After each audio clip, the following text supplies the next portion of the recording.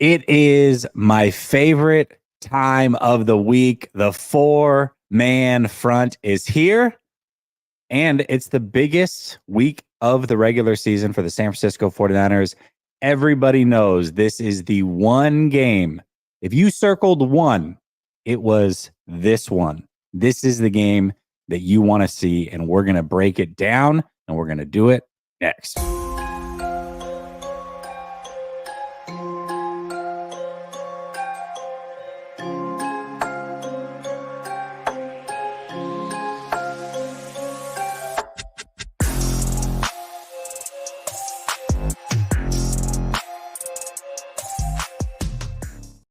All right. Welcome back to Last Second Sports, where we are giving you our take down to the last second. And as I said, it's four-man front night. We'll go clockwise to start it off. Ryan, my guy, how you doing? I'm sleepy. I've been up since like 3:30, man. I'm tired, but I'm here. You that's true. I actually can say that you are here. I see you. What's up, Grant? How you doing? I'm doing really good. I was down at the Niners today doing my job, covering the Niners. I was in the locker room. I talked to some players. It was such a great experience, man. Now I'm here. I'm having a great time. Ready to talk sports with my guys. All right, what's up, Sorry, that Coach? was terrible. I said a bunch of nothing for 30 seconds. Go ahead, Coach. That was good. It was good filibustering. I'm feeling good. Just been sick. Getting over again. You know what you should have? You know what make you feel better? Ginger ale. You sound a little Barry White. Oh my goodness! I kind of like. I like sick Coach. A little Barry White. Practice. Yeah. Hey, you know. Let's get it on. Better. All right, y'all. Listen. Before we get into the game itself, I do have a couple of topics, or a topic, I should say, that is just 49ers in general. We're creeping up on the trade deadline. We're about 3 weeks or so away. Everybody's talking about it. And we know that the 49ers, regardless of what you think, they're going to go get an edge rusher because that's what they always do. But let's assume that every position's open and some realistic players, guys that you think the 49ers should target. You can give more than one, but all I'm asking for is one. So I'll work in reverse order this time. Coach, give me a player or two that you think the 49ers should target. Well, I hate to do it, but edge. Aziz I'm sorry, man. Aziz Ojulari, out of New York, is somebody who I think could really help us out. We don't know when we're going to get Yetur Gross-Matos back. Hopefully in mid-season. But let's be honest, even when we had him, it was less to be desired. He wasn't exactly somebody who we could count on. Leonard Floyd is also somebody who he's not a 60 play a game player. He can't play he has to play in spurts. You got to play him in a package.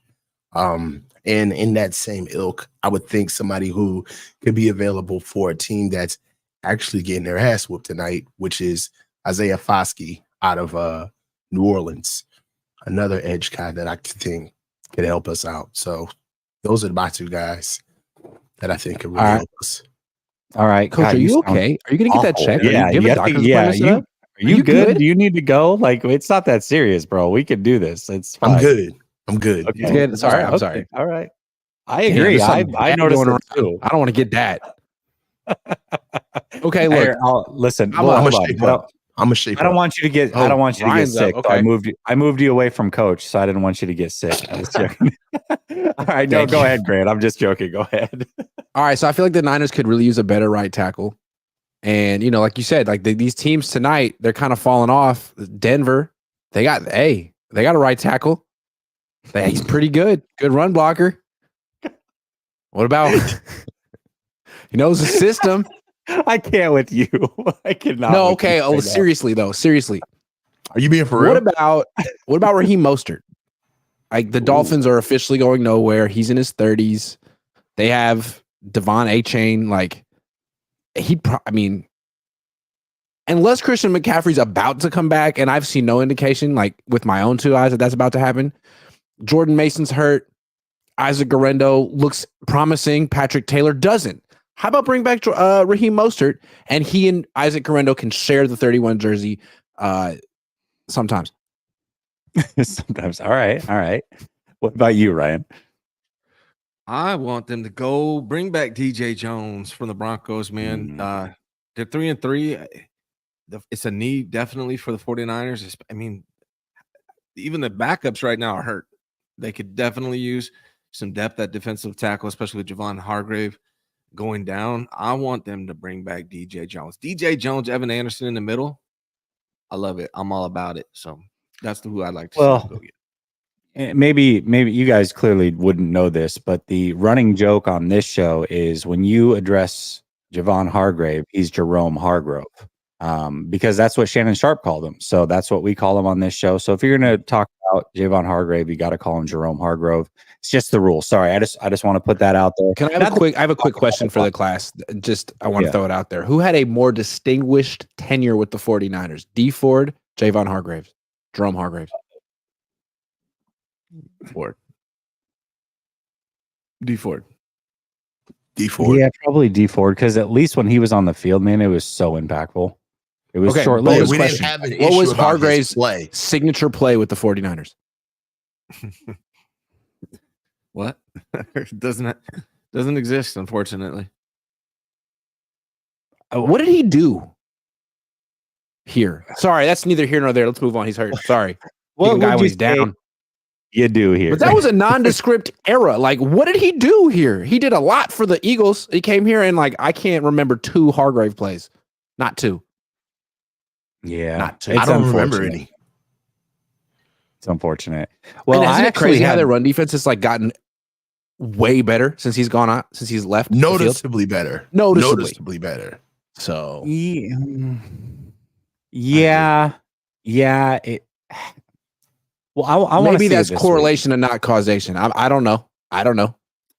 Because he went out after the Rams game, and I would say the second round. That's true. Second half, you could chalk that up to them being tired in the second half. They held James Conner to 9 yards in the first half. Technically, they did. They definitely did.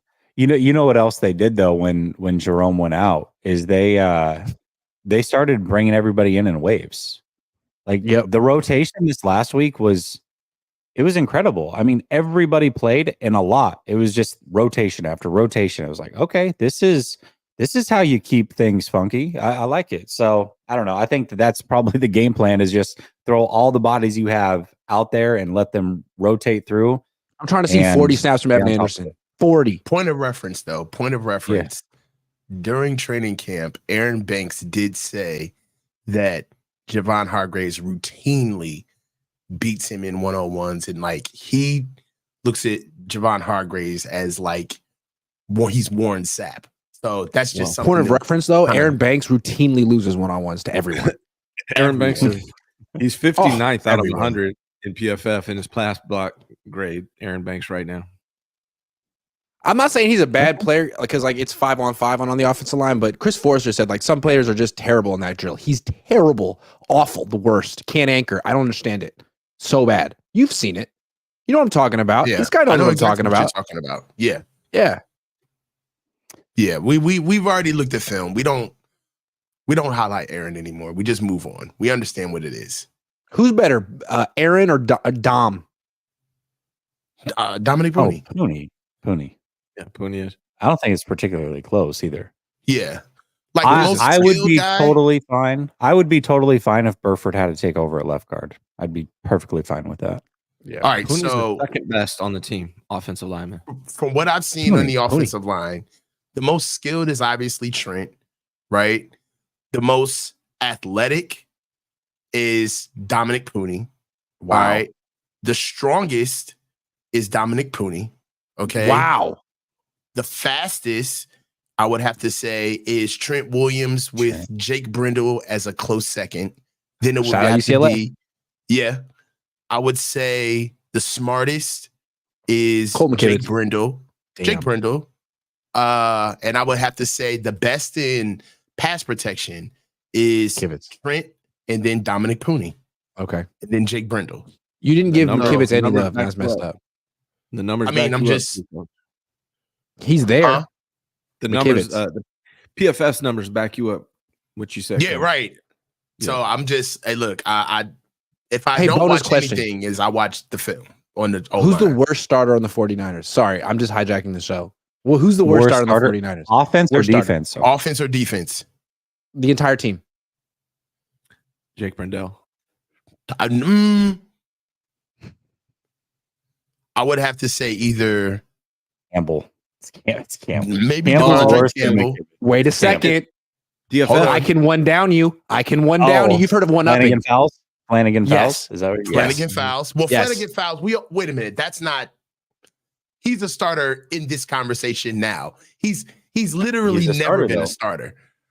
Exactly, for a reason. And he's been starting for this team. Like, we all say, look, I don't use PFF as gospel, but I asked Matt Barrows, the who's sitting third next to me, he linebacker has a last description. year? I was like, how bad is Campbell? He's like, it's bad, but not like DFF's grade is like 36. It's bad. Not that PFF is bad. gospel, but damn. DFF. Who was the Okay, third linebacker offensively. last year? Wasn't it Fowles? Am I tripping? No, it was Who was it? Burks. Burks. Yep. Mhm. Oren Oh, Burks. Oren Burks. You're Burks. Oren Burks. You're right. It was Burks. Who was Okay. shaky, but better than DFF.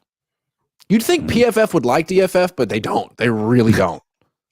Well, it's because he's taken their Yeah. whole ish. It's a tough You know what I one. mean? Okay, Jesse, your show. I'm sorry. No, it's totally fine. We were talking about trade targets. I actually had 4 in case one of you guys took them and none of you guys did. So I'm just going to throw them out real quick. Zadarius Smith, Jadeveon Clowney, Alexander Madison, and Calais Campbell. They could use a defensive tackle. They could use an edge, obviously. Might be able to use a running back. These are all guys that have 1, maybe 2-year contracts, very inexpensive, and all are on bad teams that might be willing to trade them. So Calais Campbell's been playing really good football. He's like 40 years old. It's absolutely crazy. I take Calais Campbell. We need the interior more oftentimes than not. What's going to do it for us if we get one guy? Are we going to get one guy and automatically have a great pass rush, or are we going to get one guy and automatically make us stouter on the inside? I would take a interior guy, honestly. Is it fair to say that, like, before the Niners trade for a veteran, I'd like to see them play Darrell Luter Jr. and like various young players. Like, we see Samuel Womack doing well in the Colts. There's so many examples of these buried young players who are good. Like, can like some of those guys get a chance before they start bringing in more vets? I mean, look That's at Evan true. Anderson and the We success got a lot of guys in the building. Yeah. Like Sam Okwanu is good. Evan Anderson is good. Like, how many more of We those were on guys are Sam there? day one. We just didn't know how to pronounce his name. Hey, you were Yeah, at camp. How that's good true. is Sam Okwanu in one-on-ones? He Amazing. wins every time. He's If damn Trent good. would've- If Trent would have been there, he'd have beat Trent. He was beating Okay. every tackle. Okay, I'm being honest with you. He was beating every tackle. Okay. he was. He was embarrassing tackles. Like Brandon Parker, my God. Okay. Like hip tossing him. Interior wise, there was no guard that could handle him on the inside. He was low key our best D lineman for like 2 weeks in camp. He was. I'm being honest. Like Malik Collins wasn't flashing. Jordan Elliott wasn't flashing. Right. And Evan Anderson, honestly, if we're being to be real, all of us saw him in camp. Would you not say that he's in much better shape now than he was in Yes. camp? Yes. It's night and day Yes. difference, right? So when we saw him in camp, it was like, ooh, like he's on the fringe. Like this guy kind of needs to get his body together, right? Yep. So even then, when we saw flashes in Evan Anderson, but Sam Okwanu, we saw that like day Immediately. one. Yeah. immediately. To the point where this was our first time putting eyes on Jordan Elliott and Malik Collins, and we kept mistaking them for him. I was like, man, Malik Collins looks good. Then she's like, no, that's not Malik Collins. So funny. Yes. Remember, he would look so good that we said, oh, well, maybe the offensive line is just really bad this year. And hasn't turned out to be the case. The offensive line has been really good in pass protection, and Okawanu's actually just a good player. So that's the way that really played out. All right, let's talk a little bit about Ricky Pearsall, who might be making his debut. We're one day further into this, Grant. And as you know, no Jawan Jennings again, which now it seems very likely he's not going to play. Does that mean that they go to the bullpen and call up the righty, bring in Ricky? This time, we'll start with you, Grant, on this one. Should they bring him up and have him play this week with Jawan out? Let's assume that Jawan's out. Should they? Or should they give him another week or two to figure this thing out? My gut instinct, my knee-jerk reaction is to say it's irresponsible to bring him back this early.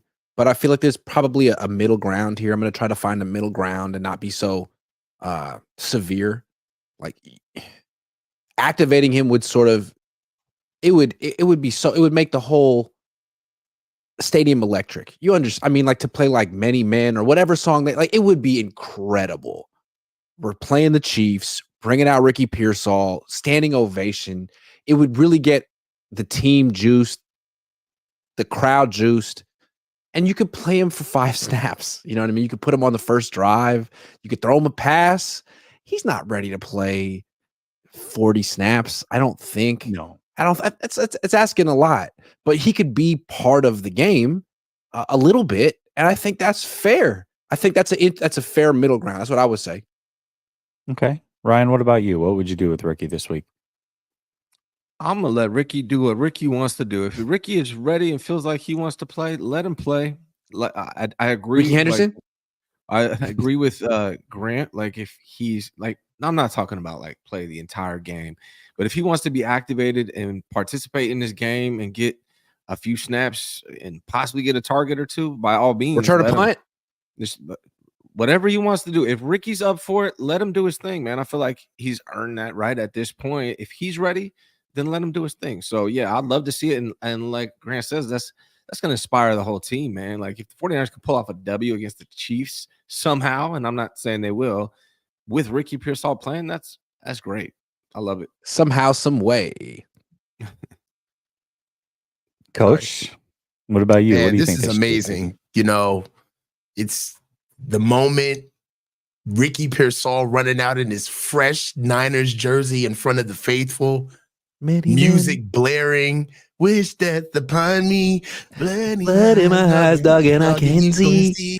I'm trying to be what I'm destined to be. Come on, Nick, try to take my life away. I put a hole in it for fucking with me. So look, I get all that, right? Man. I just got a copyright claim. They actually thought it was 50. Yeah, it was so good. The only way that Ricky Pearsall can have any type of contribution to the game is in special teams, which in my opinion, he should not play. Special teams has been one of the most iffiest units that we've had game in, game out. And the last thing we need is a rookie with a plug in his chest and another bad shoulder to play, fumbling a punt, getting hurt in a kickoff return, getting rolled up on like anything. Sit him, wait till he's ready to play. And then I'd say that's what you do with him.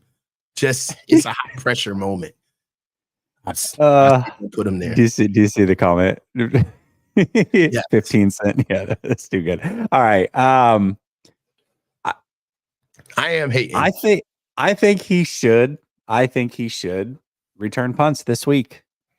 That's where I want to see him at. Coach, every day we left training camp, every single day, I was ranting and raving about how good of a punt returner I felt like he was compared to the field. Maybe he's not great, but compared to everybody else, he looked way better. He was the most sure-handed. He was the most explosive when the ball was in his hands. I think that's a perfect spot for him. At this point, I don't want to see Trent Taylor fair catch. I certainly don't want to see Juice back there. And Jacob Cowing is extremely explosive, but we watched him slip twice last week and a couple weeks prior muff punts. So I don't want to see that either. If Ricky plays, I want to see him as the punt returner. I think that's the perfect spot for him to make an impact and also not have necessarily everything on his shoulders. Grant, you seem to not like. Hold on. I'm gonna let you finish. I'm gonna let you finish. Yeah. But it's like if Juwan Jennings doesn't play and Christian McCaffrey doesn't play, the Niners are like gonna need someone to step up because Debo already got shut down by this team. Ayuk already got shut, and Kittle, the three of them, literally just got shut down by this team. Who's gonna step up? Ayuk, Debo, Kittle. Like you could argue they need Ricky in this game. They need him. I don't know if he's ready. There you go. You could argue they need him. You go. They That's need him. They need him. Stop, bro. They don't need him. All right. It's just I think that How many points do you think they're going to score in this game, man? This is a really good defense. This is a really good defense. It's a very good defense. I think they're going to score 16 points in this game. They scored 16 against Arizona. They could score 13 in this game. That's very true. The Vikings. How many did they score against the Vikings? 16? This ain't sweet. Hey, no, I'm gonna tell you this. 16, I think. Yeah. 16, I'm gonna tell you this. I want to see what Dominic Pooney does against Chris Jones. Me too. I'm excited to see that matchup. Really, it's really not their defense. You know what it really is? Nobody's really talking about this, but out of interior offensive linemen, do you know that the Chiefs have the 7th overall left guard, the 2nd overall center, and the 5th overall right guard on their offensive line? That is what is going to control this game. Like the interior trenches. I'm telling you, like that's where they're going to get us. And Kareem Hunt with the interior of this defensive line, that's where you're going to see it. If the Niners can't get pressure on Patrick Mahomes, it's a wrap. It's a wrap. Can we, like people talking about like, oh, they don't have, this team isn't, Chiefs haven't been scoring. They don't have Tyreek Hill. They didn't have Tyreek Hill when they put 44 on the Niners in 2022. Who do they have that year? Juju? They had Juju and Maurice Valdez Scantling Schuster. Marquez Valdez Scantling Schuster. Whatever. Marquez Valdez Scantling Schuster. I mean, he was out there. And that team put up 40 something. Yes. He's just a Tanner Mordecai. Against really. D'Amico, the great D'Amico. I don't know that the Chiefs don't score that many points anymore. The Chiefs brand of football, it's so funny because they have Patrick Mahomes and everybody just assumes like they're just throwing it all over the yard. They're a beat you into submission type of football team. That's what they are now. They play good defense. They're going to run up the their gut. offense is complementary. They don't need to score 30. They haven't. They're going to keep the game close, and then they're going to call in the closer, and that's Patrick Mahomes, and he's going to give you the game-winning drive, and you're going to be good to go. And that's that. And Chris Jones. They've made it pitch and catch. Like they control. It's almost as if that there's elements of the game that they control so much that they don't chase you around. They almost let you tire yourself out to when they want to go ahead and take the game over.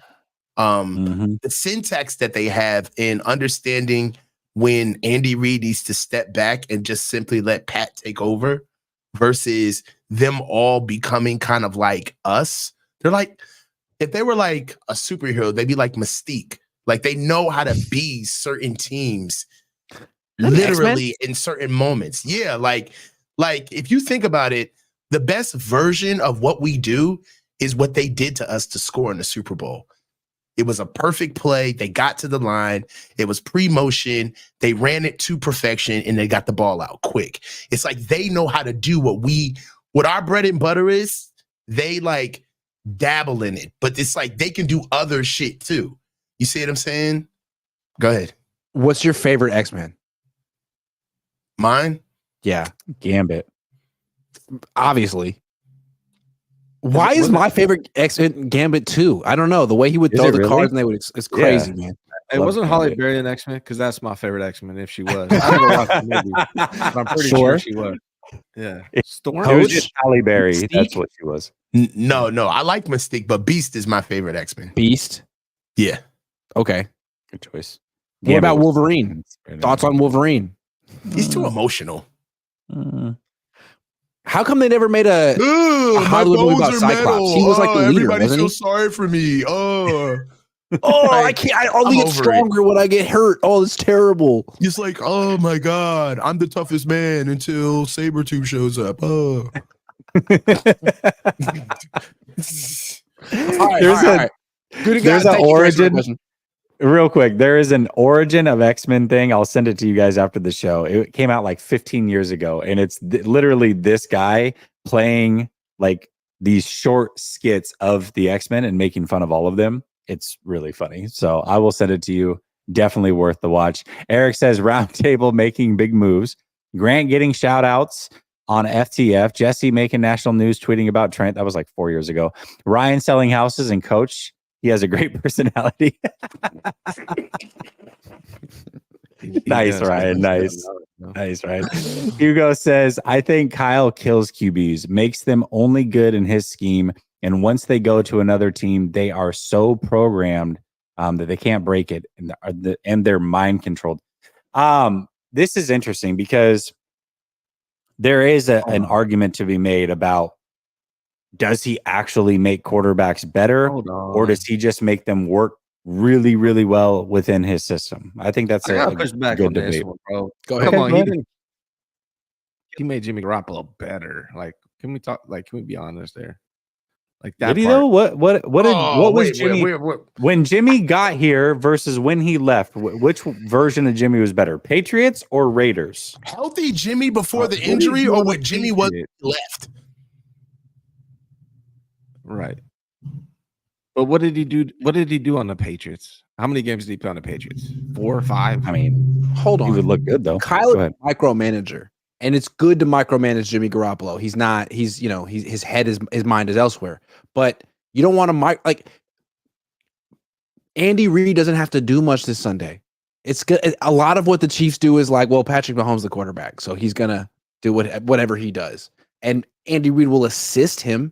But on the Niners, it's like all on Kyle. How creative is he going to be this week?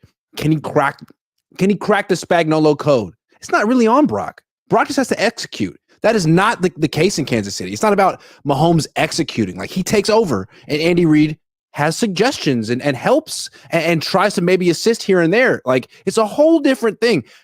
Kyle's job is way harder, or he makes his job way harder. Yeah. There's elements of there's elements of football that are kind of built in for the players to just take over, right? Like, quick game has nothing to do with coaching. There's built-in rules to quick game, but based on what the scenarios give you is how the players play against it, right? It's kind of just, it's organic, right? 2-minute drill, like, those things that there are mechanisms that coaches give players where, hey, you have margins, right? There's far left and far right of what you can and cannot do. But however, within those rules, go be an athlete, go play football. And I just don't feel like we have that element to our team, right? Especially on offense. We're very rigid. Kyle capitulates to these guys. He feigns to their ego, right? It's not the fact that they love what they're doing. It's that Kyle said it's going to work, so we know it's going to work. And it's like, you can't win football games thinking that you're going to outsmart your opponent every time. Sometimes you just have to be better than them. Like, we play the best together, right? So I feel like the regular season is about who has the best plays, like, what roster is going to beat the next roster. But when we get into the playoffs, man, it's all about what best team is going to win. And I feel like this is a team that exposes that. Kyle, it's like, dude, you have the best team. Get out of the way. Yeah. Stop making it a chess match. It's not 40 chess, dude. It is Jimmy's and Joe's. Get your X's and O's out of the way. Get your head out of the playbook. Here's the thing about Kyle, real quick. That's to hijack the show. Brilliant guy. This is my impression of Kyle Shanahan. Yeah. Kyle, Debo just got injured. Ever seen him like address the team during a game in a passionate way? We've seen so many coaches do that. Like, that is as standard. When have you ever seen Kyle Shanahan talk to his team as a leader during a game in any context? Or have you seen this? What about when a player gets injured? How often is he on the field when a player's down? Kyle Shanahan when a player gets injured. It's so true, Dude, It's so Jesse, crazy. what did I tell you? Didn't I tell you about the iPad dude at the Commanders game? Yeah. Like, so there's this like aid that handles Kyle's iPad that lets him see the recent pictures and the videos from drive to drive. And Kyle, the guy basically sits like literally 2 feet behind Kyle, following him up and down the sideline. So when he gives Kyle the tablet, Kyle looks at it. Dude, all Kyle has to do is turn around and just held his arm out, and the guy will literally just, he doesn't even have to hit, he can just drop it, and the guy will catch it. Kyle literally throws the tablet down like it's a discarded piece of gum every time, bro. He did it it was the number one thing that, like, you know, when you notice something, it's like, okay, there's a fly at this barbecue. 10 minutes in. Why the fuck won't this fly go away? Like, he was doing it the entire game, to the point where during commercial breaks, I wanted to just yell, hand it to him. Like, stop throwing. Be a person. Dude, be a person, bro. He's standing right next to you. Why do you keep throwing it on the ground? Like, he was forcing the kid to run and pick it up. It's like, Kyle, you are not so busy. You're not so enthralled with the game that you simply can't turn around and just hand him the iPad. Dude, and it was just, it's like that microcosm of how he would not just hand this kid that iPad. It's just everything that I needed to know. Like, just watching him, he kept just throwing it on the ground, throwing it on the ground. And it's just like, it's like a lot of people have been a lot more famous than Kyle Shanahan and have had a lot more grace. You don't treat people like that. And a lot of people, like, in the chat tonight are like, you know, if I ever were to reach that level of fame and notoriety, which none of us will, I'd like to think I wouldn't treat people like that. And it sucks when you see someone do that. It's like, man, who do you think you are? None of us will. What do you mean none of us will? And why Hey, is it sir, Ricky underneath us for the last 15 minutes? Ricky! Ricky. We talked about Ricky for 10 minutes. Matt says, I'm late. Did we talk about Young and BA Kyle Shanahan comments? I don't know what you're talking about. He said he feels like Kyle's putting Ayuk in the dunce corner with the dunce hat on. And I would probably agree with that. Steve Young said it. I think whatever happened in that negotiation between Kyle, whatever, and the team and Ayuk probably got personal. And I don't know. Kyle and Ayuk are like, the thing about them, then they're so similar. They seem to like not get along because they're the exact same person. You know what I love about Steve Young is that he can give 2 shits about his annual 49ers gift basket on Christmas. Like, he just says exactly what's on his mind. You know what I'm saying? It's like, I'm Steve Young, you know, my legend. I don't need to be ingratiated around the building. You don't have to Joe kiss Montana my butt. ain't gonna say shit, so I'll step up. So I'll say it exactly. Like, that's one thing that I love about Steve Young is that you can tell that, like, a lot of these guys, once they're done playing, they like gleam around the organization's orbit. Like, hey, I have to be pro Niners. I got to be able to be honest. But one thing I will say is, like, Steve Young has always been kind of like his own man. I appreciate that. I love Steve Young. Steve Young gave me an autograph when I was 7 years old. Who's your favorite quarterback on the Niners? Mine's Steve Young. I like him better. Steve Young. By far. Steve Young. By far. Steve Young. Yeah. Steve Young. Joe Montana never gave me an autograph. Kidding? Out of here. I learned to throw left-handed. Enjoy Kansas City, Joe. Get the hell out of here. Hugo says, put Feliciano at center and let Brock call his protections. According to Kyle, he has autonomy to call his protections, but quarterbacks in his system don't call their protections because he does such a good job of protecting them, is basically what he said. That was in an off-season interview this week. Feliciano. Yeah, he's back, baby. He's back. All right. Yo, you're wild, Grant.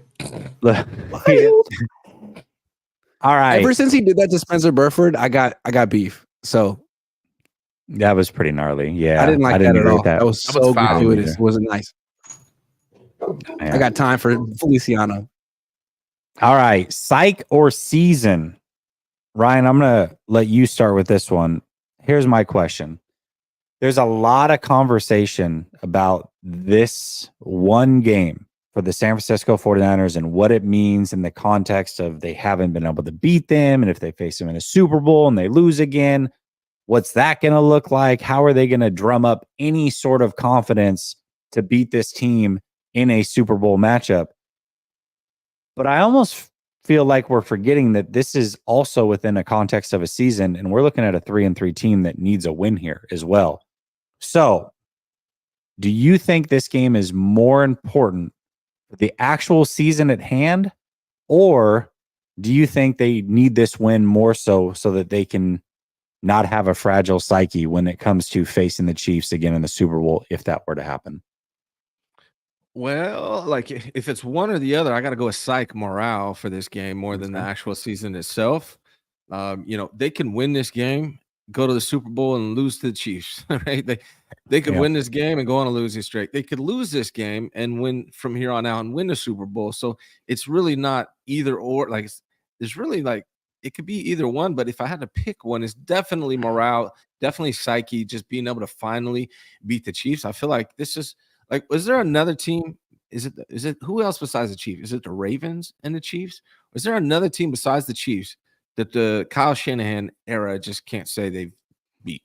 Is it just the Chiefs? I mean, they've only played the Ravens twice, I think, and they're 0-2, but I don't think the scars are really there with them the way they are with. Now, they might be there for Brock after that 4 interception game. That could be a whole different thing, but I don't think they're really there the for Vikings the the last couple of years. Yeah. Vikings. I will say it's both, but it's also neither. But if there's one, it's psyche. If that's a good cop-out answer, I'll take it. No, I mean, you answered the question. Grant, what about you? You think it's more important for their psyche against the Chiefs or more important just to be above 500 for the season? I like Steve Young's answer. Like, this isn't, and I like Trent Williams said this today. Like, Trent Williams, this isn't any time. You win this game, they beat you in the Super Bowl last year. This isn't revenge. Just because you're 4-3 and they're 5-1, you got revenge? Absolutely not. So it's great to win a game always. And if they were to lose this game, that would be bad. So yeah, it'd be great for their psyche. It'd be great for their season. But are we sure the Chiefs are going to be representing the AFC in the Super Bowl this year? I'm not sure. It could be Baltimore. It could be someone else. And are we sure the Niners are going to even get to the Super Bowl this year? Are they better than Detroit? Are they better than Minnesota? Can they beat those teams in the playoffs on the road? Like, so if they beat the Chiefs, it could be this cathartic experience, to use Steve Young's word, but it could be a year late. Coach, what about you?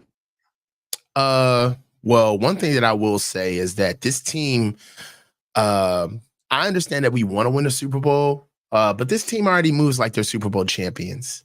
They talk about themselves like Debo has already said that, they're the best team. They don't care about losing games. That doesn't seem to shake them. When they do have embarrassing losses or they don't really meet up to snuff, it's not as if they come full-faced and admit that, they need to kind of go back to the drawing board and regroup. It's something that was out of their control happened. I think that if they win this game, you will see them completely wear this. And they will say, hey, this is a big deal. And even if they come out in the open and try to act like, hey, this is just another regular season game, glad that we're above 500. When they get along with each other, they will all pump fists with each other and count this as a moral victory. Because quite frankly, that's kind of like where we are. You're right. I don't know if that we're looking at the two. We're looking at basically a preview of the Super Bowl or two clashing teams that are going to see each other down the road. There are other teams that are kind of getting their act together, especially on the NFC side of things, right? Detroit is for real. I don't know if even with Aiden Hutchinson down, right? There are other teams on the AFC. Baltimore, as we talked about, is for real. So for me, I think that it will help their psyche. They love to romanticize things. So I think if they beat the Chiefs, even though Will kind of poo-poo it, this is a tribal bunch. I would never poo-poo a win over the Chiefs. This is the weirdest shit. Hold on. Like, this is weird. Like, look at Grant wearing that 49ers jersey right now, guys. Well, he's giving it away. He wants to make sure it's like a stream worn. Now you can say it's a stream worn jersey too. Oh, that's even better. Hey, can you back up a little bit, and then we could freeze frame it. Yeah, we could freeze frame this. Take a picture. Oh my God! Hold on, move the mic out the way. Move the mic out the way, because the mic is gonna get in it. Do your thing. All right, Jesse, blow him up and make him the main picture. Make him the main picture, Jesse. Do it. He's definitely dude. There you go. Oh, you know my next thumbnail's having this, bro. I'm getting this. Yeah, we knew he was a fan the whole time. I love it. I'm just a fan of Ricky Pearsall. I think listening to this team talk all week, it's clear that they need this win. I mean, Trent Williams had the diplomatic answer today, which was, hey, we got to take the hate out of our hearts. It's not like we can go win the Super Bowl this Sunday. But ultimately, every player to a T that's been interviewed is like, yeah, we need to prove to ourselves we can beat this team. Because beating this team, I get where you were going with it, Ryan, and saying that it's both, because beating this team does give them a swag and an aura that they've never had. And the Chiefs, in losing these 4 games that they have over the course of, Bosa's career and Kittle's career and Shanahan, Debo, and all these guys that have been here for a while, this game is super, super important for them. And, if they lose this game, they can say whatever they want when they make the playoffs and whatever else, but they'll be hoping that it's not the Chiefs on the other end if they make it that far. So they you guys thought of this? What if the Niners win and Jordan Mason goes for 150 and 2 tutties, and you look back and you're like, well, what if he played in the Super Bowl? Yeah. I don't. Jordan Mason has a chance. It's not even. It wouldn't even be Jordan Mason. It would just be, what if we just kept running the ball? Or what if we had Pooney? George Kittle today. I got to post this. He had an interview at his locker. Last question. Might have been from Larry. What do you think you guys need to do to beat the Chiefs? And he says, I'd like to run the ball 30 times. That's one of the things he said. Like, hey, can we? He said we've turned the ball over multiple times every time we face the Chiefs. So it'd be nice to not do that, and maybe we can run the ball 30 times. It's gonna be tough to do it against the Chiefs, man. They're only giving up they got Patrick Taylor Jr. Dog, what are you talking about? Oh, I like Patrick Taylor Jr. Me too. Interior. Memphis. Very true. Spidey says, Jesse, another hypothetical question. Although this one should be an easier question if Purdy was on the 49ers in 2019 and 2021. Do they win both those years or one of those years? No. I don't think so. The 2019 Chiefs were way better than last year's Chiefs. So absolutely not. No, I don't think so. I don't believe so. Maybe 2021, I guess. Maybe 2021. They would have, but then they would have to beat the Rams and the Bengals.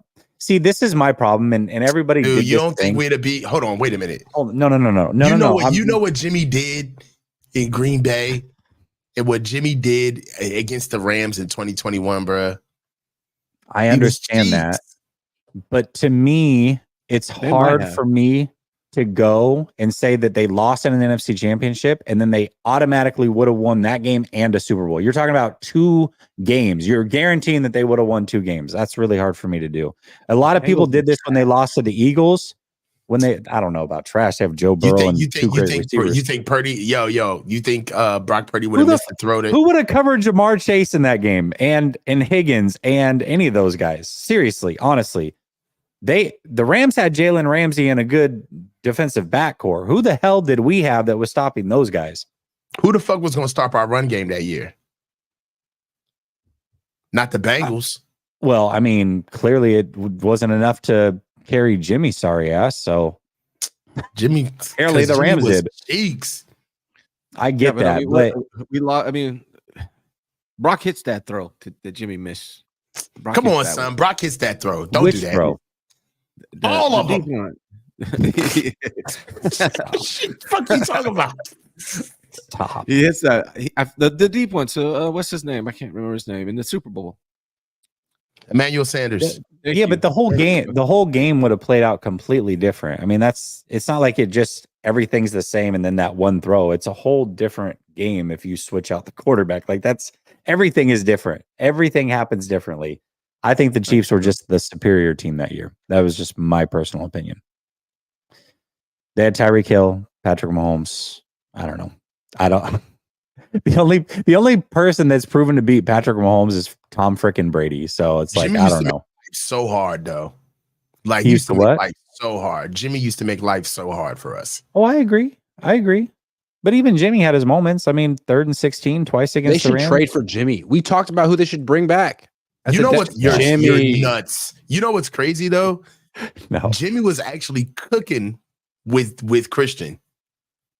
It's Yeah, true. I And know did you he guys was. realize that the Niners have a quarterback named Allen who wears number 17? Oh, that's true. Uh-oh. You didn't think That's about true. that. You didn't think about I didn't know. You're right. I didn't think about that. No. That's crazy. That's No. crazy. Crazy. All right, we got some super chats. Hold on.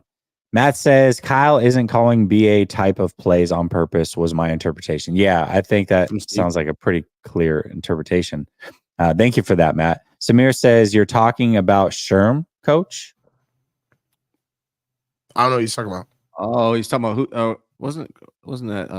That was Jesse who said who would cover, who would. Are we talking about the Super Bowl? I don't know what you guys. Yeah. About. Well, in 2021, About. who were our corners? We had Ambry Thomas. Who else did we have that year? We did have Sherm, right? I feel like So no, Sherm was gone by 2021. that's what I thought. I don't know. You expect me to remember things? Emmanuel Who were our Mosley? corners? Ambry Man, Thomas. no, E-Man was hurt by like the 3rd game of the season. I don't. Is I that when we honestly had couldn't Barrett? tell you. Let me see. Barrett, I think it feel like went down that year. I don't even know. Oh my God. Was that the Josh Josh Norman. Norman? was that the Josh Norman? Yeah, we were gonna beat the Bengals with Josh Norman if that's the year. Are you kidding me? No, Absolutely no. not. It was They did beat Josh Norman. They did And beat who the was Bengals that with Josh other Norman. kid that we got that got shellacked against Miami? Who's that kid? Brian Allen. Who? Brian Allen. The corner? That's his name was Brian Allen. Yeah. You're talking Yo, about against the He was Dolphins. getting That was his name. flambéed. My God, our secondary was trash back then. My God. Big Tim says, I'm almost 40. Chiefs always had the Niners number since I can remember. Yeah, I mean, even Joe Montana, when he went there in that game, the showdown, they won, right? Samir says, I mean the way that Sherm talks about the Niners versus the way that Young does. Oh, okay. So you were making a point about how much you love the way that Steve Young talks about the 49ers. And he's saying that obviously Sherm is the opposite of that. Yeah, Sherm just be trying to I don't know, man. It's like gratuitous. It's really he lays it on thick. It's just I don't know. And I just be wanting to tell Sherm, you only played here a couple of years. You do know. He does the flipping of the hat when he wants to talk good about Seattle. He puts on. It's so corny, dude. I I have a question. What are you guys talking about? I lost track of this conversation. What are you talking about? Well, we're answering the super chat, and I'm trying to talk about super chat. We're doing okay. My bad. I'm in. Love that. Jay says we dog walk the Vikings in the playoffs. I feel like this is based off of nothing factual and just hope. Frank says Grant equals Professor X. Chart Boy equals Magneto. Go 49ers. Why? Because I'm paralyzed? That's messed up. It's ableist. Just ableist. Matt says, didn't Debo and Kittle say the Lions are the best team? I don't know. I don't watch that podcast. They did say that recently. That was good to see, actually. They said the Lions are playing like the best team in the NFC right now, which is good to see. Oh, a week after Debo said they should be 4-time Super Bowl champions. Yeah. Dude, you know what I love about watching Debo's show is that they clearly watch us.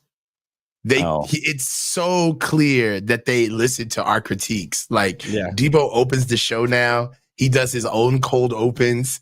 It's adorable. It's so nice. Good job, Love it. Tyshawn. You sit here picking up from us. I love it. Kilo says, what's dangerous about this game is that the Chiefs haven't had a really big game all season, and they always show up for the Niners and a bye week. I still don't think their offense is going to put up a ton of points, but we'll see. Hugo says, can we get a Fernando with all of y'all? That's not going to happen. Only for Grant. me. That's only Grant. Fernando. There it is. Matthew says, Coach, does it ever make sense to let Chris Jones in on purpose? Some kind of fake. You're the only one who's put on pads, so give us some scheme.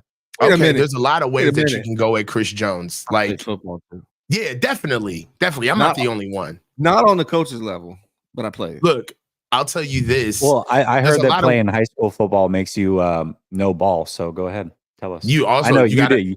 You played college ball. I'm just saying. Go ahead, you're crazy. Go ahead. The strays are nuts. on a team that you don't even have to try out for. You just sign up and you can play. But go ahead. Yeah, go ahead. All right. So there's a lot of different ways that you can go at Chris Jones, but the biggest thing is that you have to make him uncomfortable. You got to chop him. You got to trap him. Okay. So trap. That's what I was going to say. Trap. Yeah. So trapping him on a lot of gap scheme would help. Using him as the point of attack where you leave him unblocked on a lot of RPOs. We don't necessarily have that in our bag, but RPO can be ran with Isaac Garindo, okay, and Brock. And time sparingly, leaving him on the line of scrimmage untouched is something that you can also do. You can log him on a lot of outside zone plays where we get him running, going sideline to sideline, and then also just traditionally getting into the eye, right? Going offset eye, weak set eye, and being able to crash down on him, giving him a lot of double teams. So you can't let him get a rhythm, because once he gets a rhythm, what they do with defensive line is they're going to utilize that and they're going to start moving him around on the line. And then that's when it gets a little dangerous, right? Because they start picking us apart. One thing that the Chiefs will do against us is that they're going to blitz us a lot. So if you are familiar with what's a good analogy, like drafting, where you drive cars, right? A lot of times that these linebackers, they get in the jet stream, if you will, of Chris Jones, right? The penetration that he brings in is going to be something that's going to be huge with the blitzing that they've done. I think I got this from Kyle, but on average, the Chiefs, they blitz around 26 to 28% throughout the regular season. Against us, they blitz 38%, right? So that lets you know that right now, they dictate to us. They don't want to let us get our pre-snap motions, all of the nice bells and whistles that we get in order. And they're going to play man on the backside of that as well. So you got to be able to get at Chris Jones in a way where he just can't be comfortable. That's what I would do. I like it. I like it. I don't know where Grant went. I don't know, but that picture is hilarious. The picture is awesome. Okay. We'll start back with you, Coach, and we'll work our way around. Give me one thing that the 49ers must do this weekend if they want to win the game. Well, I just talked about it. The interior of their offensive line. These guys, okay, so the tackles, I like their tackles, all right?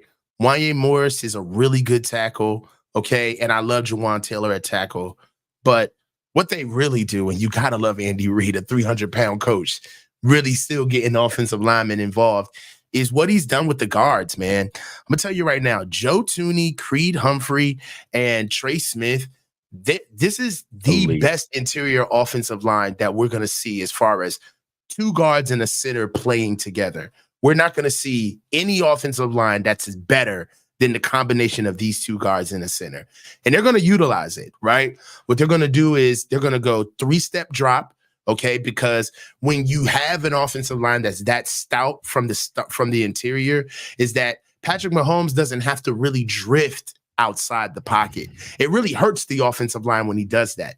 He could stand tall in the pocket and really get the ball out quicker. It kind of gives the illusion that the offense is moving faster than it really is, because you have such a strong offensive line that the line of scrimmage really doesn't go anywhere with these guys. And right now, Malik Collins, Chris Givens, Evan Anderson, Fred Warner, Devondre Campbell, Jair Brown, and if he plays Malik Mustafa, I'm basically naming hash to hash what our defense is, right?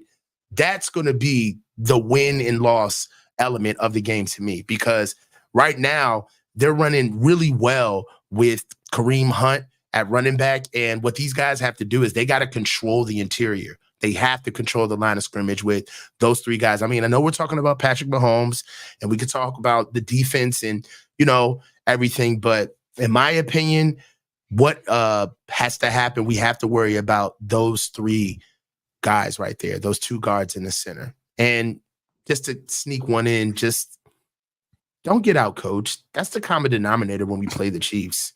Like, we get out coached every time we play. It's gonna be tough because you've got two great coaches. It's not just Andy Reid and Kyle Shanahan, right? You got Spagnuolo on the other side, who's incredible, absolutely incredible. So I'll actually go to Ryan before I go to Grant, because Grant, you kind of came in the middle of the conversation. Yeah. So I'll go to Ryan first and re-ask the question, reintroduce the question for Grant. So what's one thing the 49ers must do, Ryan, if they are going to win on Sunday? Look, man, I don't have the greatest feeling about this game. I have hope for it, but I mean, Kansas City's D-line to me is better than the 49ers O-line. The Kansas City's O-line better than the 49ers D-line. Andy Reid's better than Nick Sorensen. Steve Spagnuolo is better than Kyle Shanahan. They have Patrick Mahomes. Close game situations, we know how that goes. Andy Reid off a bye week is a scary dude. 49ers are on their second or third string kicker. The special teams is trash. So what the Niners need to do, to me, is play mistake-free football and just hope the ball bounces their way. The Chiefs got to make mistakes. Niners can't turn the ball over. Not turning the ball over is a pretty cliche thing to say. You got to win the turnover battle, right? That's in every game. But in this game in particular, to me, it really matters. And they got to blow these dudes out, because if it's a close game, odds are not in their favor. Grant, what about you? Yeah, to me, what they got to do is, this is going to be a close game. Like Ryan just said, it's not going to be a blowout. It's going to come down to the last possession. And Mahomes is great in those situations. Kyle is not. So it's on Kyle. Don't be the reason this team loses like you were in the Super Bowl.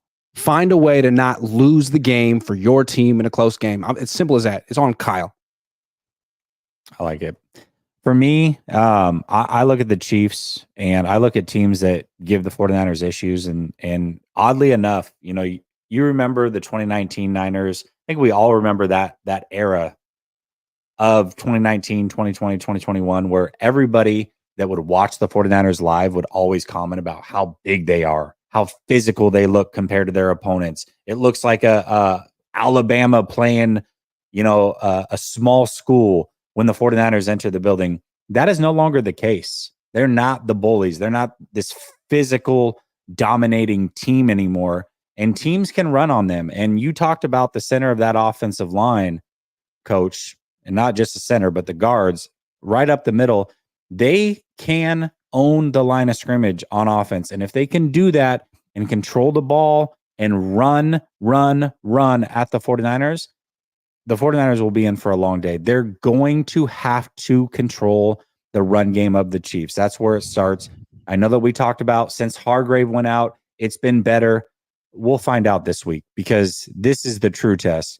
This elite interior offensive line with, Kareem Hunt may not be Kareem Hunt of old, but he's still a very physical back, and he's coming off of a bye week after playing well just a couple short weeks ago. So I'm curious to see what it looks like, and can they stop the run? I think that's the most important thing this week. It's going to be tough, man. I'm telling you that. It is going to be tough. What's his name? Creed Humphreys? Is that his name? Creed Humphreys? He's like this best center. Top two centers. And 49ers defensive interiors hurt. I mean, it's going to be tough, man. Matt says the way that we stop Chris Jones is to have Kittle put his gloves in his face and ask him if it smells like chloroform. Matt's tip of the day. All right, fair enough. That might work. Samir says, I'll go even more general, Jess. Give me one thing the Niners must do even if they lose. I don't think they can lose. I mean, I'll just keep it real simple. They can't lose this game. Matthew says, I'd rather be down 4 than up 10 in the fourth. Yeah, you might be onto something. All right, y'all. Let's end it on this one. Ryan, we'll start with you. We'll work to Grant and then Coach. Give me your score prediction for this Sunday. That's tough, man. I was trying to think about it. What are the Vikings? What did we score against the Vikings? Tell me that real quick. 17. 17. I mean, that's the closest. The Vikings and the Chiefs are the best two defenses the 49ers have faced this year. So if we get above that, that's an improvement. I'm hoping it's like 23 to 17 or something like that. I don't know. It's going to be close, man. I feel like it's probably going to be 23-20, something like that. That's my best guess within a field goal. And hopefully the Niners are on top, man. If I had to predict, honestly, like I predict when I start before the season, you look at the schedule and like it seems like they can beat all of these teams outside of maybe the Chiefs. And then you go, week to week, and I'm like, yeah, they're going to win. They're going to win. They're going to win. This game right here, man, I feel like the Chiefs are going to win this one. So I'm going to say 23-20 Chiefs. Okay. Grant, what about you? I think the Chiefs are going to win 19-15. Oh, that's ugly. I think there's going to be hella field goals in this game. Just an absurd amount of field goals. A lot of both teams stalling out in the red zone. And if the Niners scored 16 against the Cardinals, they're going to find a way to score 15 against the Chiefs, man. 19-15. Okay, Coach? I think he's muted. Either that or frozen or... I got...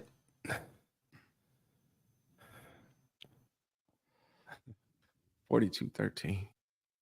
I'm going with the Chiefs. I don't even want... All right, I'm going with the Chiefs. And I think defense is gonna get a turnover. That's one thing that defenses always manage to do, that it always gets overshadowed because we lose against these guys. Our defenses really do give the Chiefs problems, right? Patrick Mahomes turns the ball over against our defenses, and I think it's going to happen again. I think the defense is going to ball out. And you know what? I'm not fucking leaving. I got the Niners winning 20-17. I'm going with the Niners. The Niners are going to pull it out at the end. I think that the defense is going to pull something out of their ass and get the win. I think it's going to be so full of shit. You're so full of shit. You do not believe that. You're so full of shit. Give your real score prediction. Don't play this hypey fucking rah bullshit over here. Give me your real score prediction and who's going to win. Stop. All right. Stop. I got the Chiefs. God, dude. No. I got this. I'm just fucking with you. I got the Chiefs. I would say I got the Chiefs losing. I got the Chiefs losing.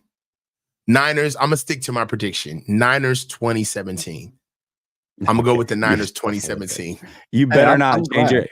I'm calling you out right now. If you say something over the phone that is different than that, I'm calling you out. I'm just letting you know. 100%. You better be serious about this. Okay. I'm 100%. But like this is my thing. This is my thing. I think that this really matters to them. Right? I really believe it. Like, I'm not buying the whole we lost to them in the Super Bowl. This is not a big game. They know who this team is. Even after all right, look, we lost to them in the Super Bowl. But did you hear the way the Chiefs were talking about us after they beat us in the regular season? How they were talking in the locker room after the regular season, bro? Like, they hear the disrespect that they have over us, bro. I just think that this is their Super Bowl. They did it after 2019. They did it after 2019 Super Bowl as well. It sounds sad, but I really think they care. I honestly do. I think they care. Sometimes caring's not enough. If the 49ers beat the Chiefs, that means they overcome Andy Reid off a bye week, which he's 20-2 right now, I believe. Oh, man, I would love for you to be right, Coach. I'm just not feeling it. I'm This is the going only one I 2017 Niners. I'm predicting a loss right now. This is the first time. But I'm glad you're being positive, man. I'm not being positive. I think they really care. I think I'm not gonna. I'll tell you this. Whatever happens, I think that they won't beat Dallas. I think that's the shocker. Well, I hope they beat them. Okay, I love it. Hey, listen, I hope the Niners do win. I'm going to go 24-23 Chiefs. And the main reason is the 49ers are going to be down to their third field goal kicker, potentially. And on the opposite side, you have arguably the best kicker in the game. In a game that's going to be close, you got one team that has Patrick Mahomes and the best kicker in the game, arguably. And you got one team who Brock Purdy's very good, but he doesn't have a lot of come from behind victories himself, and a kicker that's either going to be your second kicker or your third kicker.